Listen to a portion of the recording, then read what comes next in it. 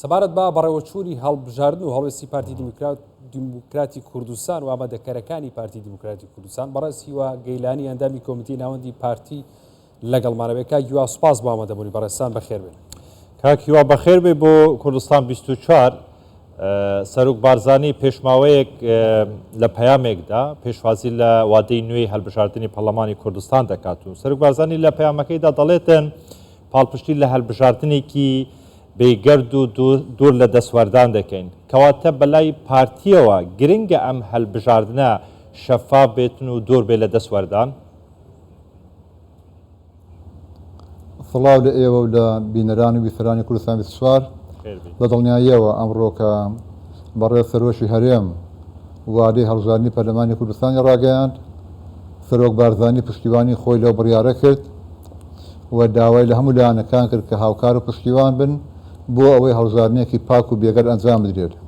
و پارتی دموکراتی کوردستان لە زمانی وتەبێژەکەشمانەوە ئەوە ڕاگەیەنرا کە پارتی پێشوازی لە وادەکە دەکات و ئامادەکاری دەکات بۆ هەڵبژاردن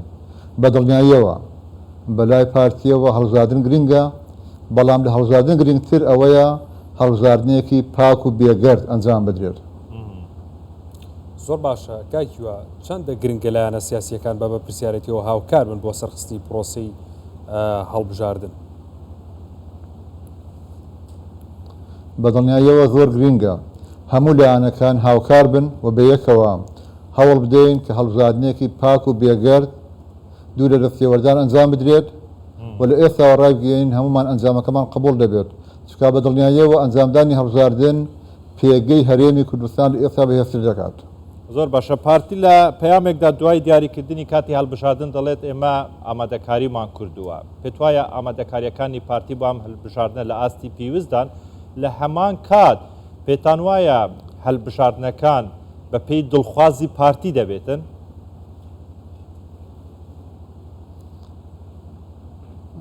بەڵێ بە دڵنیاییەوە پارتی دموکراتی کوردستان ئامادەکاری تەواومان کردووە بۆ هەڵبژاردن لە هەموو ڕوویەکەوە لە هەموو ئاسێکەوە ئامادەیمان هەیە و بۆ ئەنجامەکانی هەڵبژاردن ئێمە بڕوامان بە جەماوەری کوردستان هەیە کە متمانەیان بە ڕێبازی بارزانی هەیە متمانەیان بە جەنابی سەرۆک هەیە متمانەیان بە خیتابی سیاسی پارتیمان هەیە بۆیە بە دڵنیاییەوە چاوەڕوانی ئەوە دەکەین کە دەنگی زۆر باش بەدەست بێنین. زۆر باشە پارتی هەندێک تێبینی لەبارەی هەڵبژاردنەوە هەبوو چارەسەر کراوە و تێبینیانی ئامادەیە بچێتە ناو پرۆسی هەڵبژاردنەوە؟ ئێوە هەموو خەڵکی کوردستان دەزانێت ئێمە هەمیشە ئامادە بووین بۆ هەڵبژاردن قەت داوای دواخستنی هەڵبژاردنمان نەکردووە بەڵام کۆمەڵێک سەرنج تێبینیمان هەبوو لەسەر ڕێکارە یاساییەکان لەسەر بێبەشکردنی پێکهاتەکان لە هەڵبژاردندا لەسەر بابەتە تەکنیکیەکان بە تایبەتی کە دەیان هەزار خەڵکی کوردستان بەهۆی پەنجەمۆرەوە لە مافی دەنگدان بێبەش دەکران ناڵێن هەمویان بەڵام بەشێک لەو سەرنج تێبینیانەیە کە ئێمە هەمان بوون چارەسەر کراون بۆیە بە دڵنیاییەوە ئێستا ئامادەین و پێشوازی لە دیاریکردنی وادەی هەڵبژاردن دەکەین. باشە ئامادەکاری پارتی دموکراتی کوردستان لە چاستێکدایە کاک هیوا پێتان وایە یان پێشنیارەکانتان یان پێشبینیەکانتان چیەش بۆ ئەم هەڵبژاردنانە هەروەکو حەزبی یەکەم دەمێننەوە؟ وەکو باسم کرد ئێمە بڕوامان بە خۆمان هەیە بڕوامان بە جەماوەری کوردستان هەیە بڕوامان بە خیتابی سیاسی خۆمان هەیە پێمان وایە جەماوەری کوردستان زۆرینەی جەماوەر نەکەت تەنها پارتیەکان بڕوایان بە جەنابی سەرۆک هەیە بڕوایان بە خیتابی سیاسی پارتی هەیە و پشتیوانی لە پارتی دموکراتی کوردستان دەکەن بۆیە پێشبینی دەکەین بەڵێ بە دڵنیاییەوە هەر حزبی یەکەم دەبێنینەوە لەسەر ئاستی کوردستاندا. باشە کاکیوە پێشتر لایەنەکان ئامادەکاریان کردبوو بۆ هەڵبژاردن پارتیانێک تێبینی هەبوو لەسەر هەڵبژاردننی پێشوو ئامادەکاریەکانیان بۆ ئێستا شەرماوەتەوە پارتی کەی دەست بە ئامادەکاریەکانی دەکات؟ پارتی ئامادەکاری خۆی کردووە ئەوەی پێویستە کردومانە و بە دڵنیاییەوە لێرە بەدواوە جدیتر ئامادەکاری دەکەین بۆ بەرەو هەڵبژاردن. پێتان وایە هەڵبژاردنێک دەبێتن کە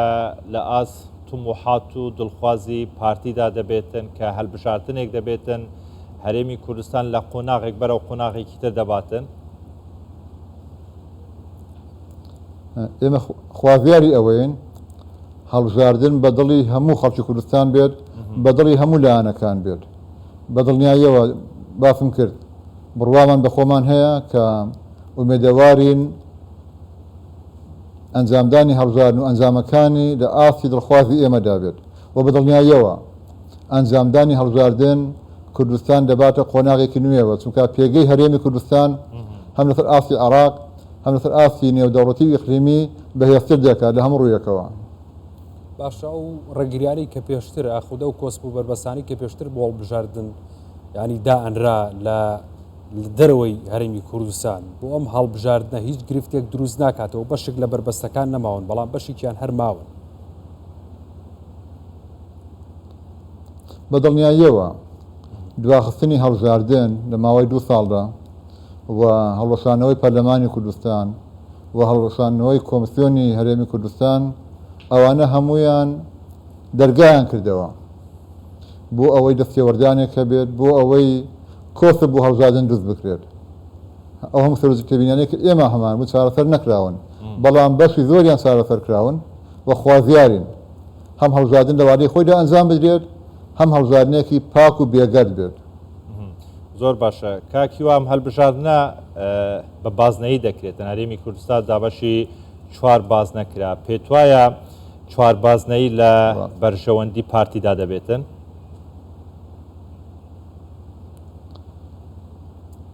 ئێمە هەرگیز کۆسپمان دروست نەکردوە